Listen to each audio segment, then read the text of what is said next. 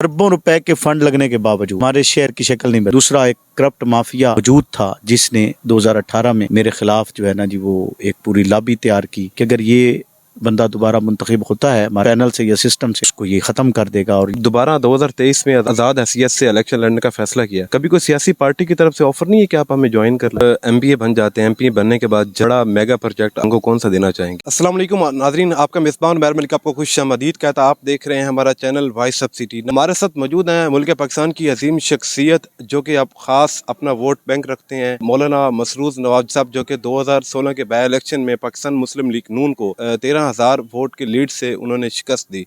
आज हम इनसे बात करेंगे जंग के शहरी हल्का के हवाले से। इस वक्त जंग में पीपी 126 शहरी हल्का के उम्मीदवार भी हैं एमपीए के। इनसे बात करेंगे जंग के हवाले से और जंग की सियासी सूरत हाल के हवाले से। इस वक्त जंग में 21 से 21 उम्मीदवार ने अपने कागजात नामजदगी उन्होंने जमा करवाए हैं।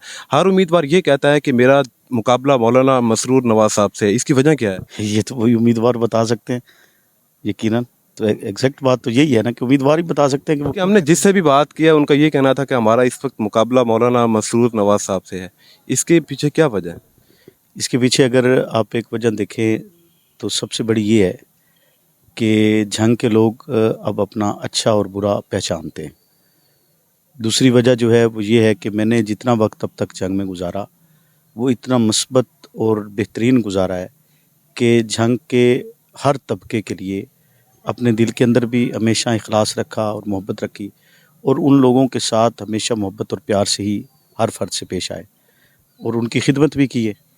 और पिछले 7 सालों में हमने ये करके दिखाया है कि जंग में जो है वो एक मुस्बत तरीके से सियासत भी हो सकती है कि जहां आप किसी का गला काटने की बात नहीं करते, आप किसी को नुकसान पहुंचाने की बात नहीं करते, आप किसी की ज़मीन छीनते नहीं हैं, आप एक अच्छा और मुस्बत रवैया इख्तियार करके और लोगों की खिदमत करके भी अपनी जगह बना सकते हैं। सर, आप जब चलते हैं तो आपकी सिक्योरिटी अगर हम बात करें तो इतनी फुल प्रूफ सिक्योरिटी है। क्या ये सिक्योरिटी आपकी ज़ाती है या आपको गवर्नमेंट ऑफ पंजाब की तरफ से मिली है? नहीं, उसमें कुछ ज़ाती है, कुछ गवर्नमेंट ऑफ पंजाब की तरफ से दी हुई। सर, जंग में बहुत सारे उम्मीदवार हैं एमपीए के जो पहले एमपी रह चुके हैं, और बहुत सारे लोग कहते हैं कि यूनिवर्सिटी ऑफ जंग का क्रेडिट वो खुद लेना चाहते हैं। इसके बारे में इसकी क्या हकीकत है? लेकिन यूनिवर्सिटी ऑफ जंग जो है ना वो एक इदारा दरहकीकत रियासत का इदारा होता है या हुकूमत का इदारा होता है। अब क्रेडिट लेना न लेना जाहिर सी बात है, हर कैंडिडेट की ये ख्वाहिश होती है कि वो ही उसका क्रेडिट लेता रहे, वो ये कहता रहे कि जी मैंने ये कर दिया, मैंने वो कर दिया। लेकिन हमें बजाय इसके, मैं ये समझता हूँ कि क्रेडिट लेने की बजाय, और मैंने 2016 में भी यही कहा था कि क्रेडिट लेने की बजाय आपको कोशिश ये करनी चाहिए कि आप नए से नए इदारों के लिए कोशिश करें।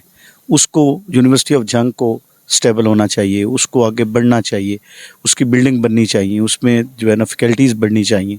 उसके साथ दीगर जो इदारे हैं जिनकी जंग को ज़रूरत है, बेसिकली जंग का रेवेन्यू का कोई निज़ाम नहीं है, तो यहाँ हम एजुकेशन के हवाले से बहुत बड़ा काम कर सकते हैं।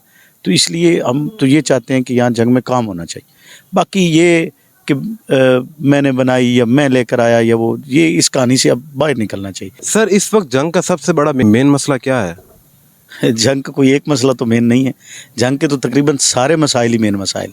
आप देखें, अगर आप एजुकेशन देखते हैं तो वो भी जंग में एक मसला है कि हमारे यहाँ आला तालीम की कोई जो है ना जी वो अच्छी, अगर आप कहें, सिस्टम नहीं है। आपके यहाँ मेडिकल की तालीम की कोई सहूलत नहीं है, आपके यहाँ इंजीनियरिंग की तालीम की कोई सहूलत नहीं है। आप हेल्थ में चले जाएँ तो हेल्थ के हवाले से भी हमारा वो भी एक मेन मसला है। वो भी हमारे यहाँ हर पर्ची पे लिखा होता है रेफर टू फैसलाबाद। हमारे यहाँ तो अभी पिछले दिनों एक बच्चे का मैंने जनाजा पढ़ाया, वो ईद के लिए कराची से जंग आया हुआ था।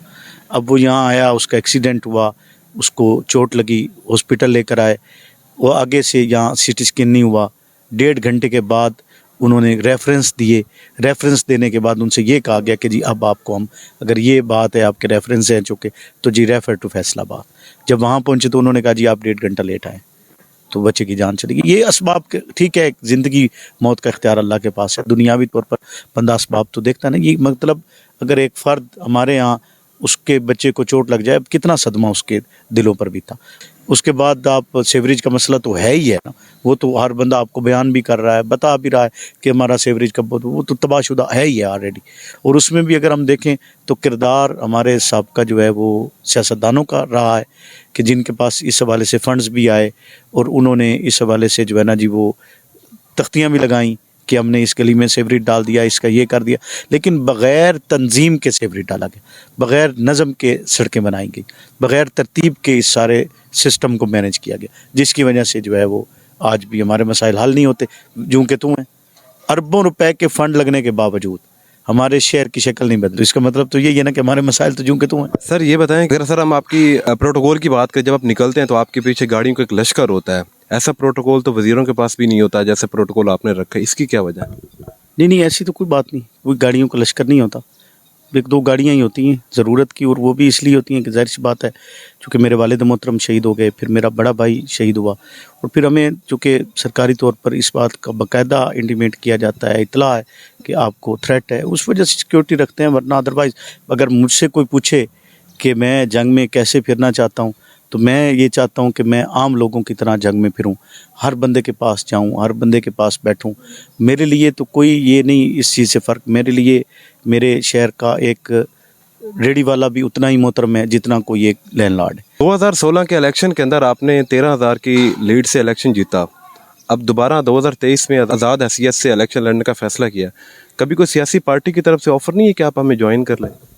نہیں دیکھیں، سیاسی پارٹیوں کا ایک اپنا نظم ہوتا ہے، ہمارا ایک اپنا نظم ہے، ہمارے ساتھ ایک بہت بڑی لیگیسی ہے میرے والد محترم کی، تو اس لیگیسی کی وجہ سے ہمارا ان پارٹیوں کے ساتھ بہت ساری چیزوں پر جو ہے وہ اس والے سے آپ کہہ لیں کہ اختلاف بھی ہو جاتا ہے، اور دوسرا جس مقصد کے لیے ہم سیاست کرنا چاہتے ہیں کہ ہماری خواہش ہے کہ یار ہم ترقی کریں، اور وہ ہمیں کسی بھی پارٹی میں ابھی تو فی الحال نظر نہیں آ رہا۔ سر یہ بتائیں کہ اگر آپ ایم پی اے بن جاتے ہیں، ایم پی اے بننے کے بعد جنگ میں سب سے جو بڑا میگا پروجیکٹ آپ جنگ کو کون سا دینا چاہیں گے؟ اوورآل جتنے مسائل میں نے آپ کو پہلے بتائے ہیں، ایجوکیشن کا ہے یا جو ہے وہ ہماری ہیلتھ کا ہے اور دیگر ہمارے یہاں کے سسٹم کی بہتری کا ہے، وہ تو ہونے ہی ہیں، وہ تو ان کو تو کیا ہی جانا ہے۔ ایک چیز جو میری ایک ذاتی خواہش ہے وہ یہ ہے کہ ہم جنگ کو صاف ستھرا شہر بنائیں، خوبصورت شہر بنائیں، اور میں یہ چاہتا ہوں کہ میں اس حوالے سے کوئی کام کروں، اور اس حوالے سے ہم کریں گے۔ ہم نے اس پر کچھ پلاننگ بھی کی ہے، ہم نے اس کی کوئی لائن آف ایکشن ہے اور ہم اس پہ کام کریں گے، اور ہم نے اس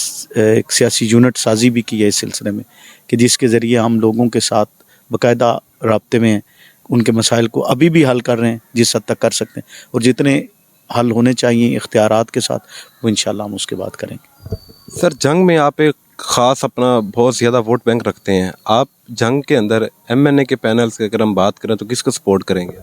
نہیں، یہ فیصلہ بھی قبل از وقت ہے، ابھی الیکشن ہی نہیں آیا، الیکشن اگر ایم این اے کا آتا ہے تو اس میں اس وقت دیکھیں گے کہ کس کو کریں گے سپورٹ۔ الیکشن جیت کر حکومت میں بیٹھیں گے یا اپوزیشن میں؟ حکومت میں بیٹھیں گے، ڈیفینیٹ بات ہے، یہ تو فیصلے ظاہر بات ہے اس وقت ہوں گے، ابھی تو حکومت کسی کی پتہ نہیں بنتی ہے، الیکشن ہوتا بھی ہے یا نہیں ہوتا، لیکن یہ تو ڈیفینیٹ بات ہے نا، اگر شہر کے لوگوں کے کام کرنے تو ظاہر سی بات ہے، لیکن یہ ایک تہیہ ہے کہ جس کے ساتھ بیٹھیں گے، جس کے ساتھ وعدہ کریں گے نا، اس کے ساتھ وہ 5 سال گزاریں گے، یہ پکی بات ہے۔ یہ نہیں ہوگا کہ جیسے ہوتا ہے کہ ایک پارٹی اور اس سے دوسری پارٹی اور اس سے تیسری پارٹی، یہ چھلانگے نہیں ماریں گے۔ اس وقت آپ کو پاکستان بھر سے بلکہ پوری دنیا میں اور آپ کے مخصوص جو شہری حلقہ پی پی 126 کے جو امیدوار آپ اس وقت ایم پی اے کے، آپ کو پبلک دیکھ رہی ہے، اینڈ پہ کیا پیغام دینا چاہیں گے آپ؟ میں جنگ کے شہریوں کو اس دفعہ یہ پیغام دینا چاہوں گا کہ وہ اپنا الیکشن کا فیصلہ کرنے سے پہلے وہ ہر کینڈیڈیٹ کو سنیں، ان کو پرکھیں، ان کو جانچیں، اور وہ اگر ان کے معیار پر پورا اترتا ہے تو تب انہیں ووٹ کریں، نہ کہ کسی کے کہنے پر ووٹ کریں، نہ کسی کی مرضی سے کریں، نہ میں کہوں گا کہ نہ پارٹی کی بنیاد پر کریں، حتیٰ کہ مطلب میرے جو ہمارے ہی لوگ ہیں میں ان کو بھی یہی کہوں گا کہ اب کینڈیڈیٹ دیکھیں، کینڈیڈیٹ وہ ہوتا ہے یا آپ کا نمائندہ وہ ہوتا ہے جو آپ کی ایکسیس میں ہونا چاہیے، جس سے آپ مل سکیں، جس سے آپ بات کر سکیں، اپنے حالات اس کو بتا سکیں، اپنا کام لے سکیں، اور وہ آپ کے لیے چلے، آپ کے لیے محنت کرے۔ وہ کوئی کینڈیڈیٹ نہیں ہے کہ وہ آپ نے کسی کی وجہ سے اس کو ووٹ دے دیا، اس کے بعد آپ دھکے کھا رہے ہیں اور رل رہے ہیں، اور میں انشاءاللہ العزیز پر امید ہوں اس سلسلے میں کہ میرے شہر کے لوگ اس دفعہ مجھے پھر وہی محبت دیں گے جو انہوں نے 2016 میں دی تھی، اور میں انشاءاللہ العزیز پچھلی جو وقت گزرا اس میں مجھے وہ موقع میسر نہ آ سکا، ایک وقت قلیل تھا، دوسرا ایک کرپٹ مافیا موجود تھا جس نے 2018 میں میرے خلاف جو ہے نا جی وہ ایک پوری لابی تیار کی، کس لیے کی کہ ان کو خطرہ یہ تھا کہ اگر یہ بندہ دوبارہ منتخب ہوتا ہے ہمارے اس پینل سے یا سسٹم سے، تو یہ ہمارا جو لگا بدا نظام ہے اس کو یہ ختم کر دے گا. اور یہ لوگوں کو، چونکہ میرا مطلب سسٹم ہی یہی تھا کہ جو اس نے آنا ہے وہ میرے ساتھ براہ راست آ سکتا ہے. میں نے کبھی کسی کو نہیں کہا تھا کہ آپ فلاں سہارے سے آئیں، فلاں بندے کے رابطے سے آئیں تو آپ کا کام ہوگا، ایسی کوئی بات نہیں تھی. تو اسی چیز کو دیکھتے ہوئے ان کا یہ بنا، اور پھر میں نے اپنی رائے ان سے جدا کر لی، اور الحمدللہ اب ہم آزادانہ طور پر کام کریں گے.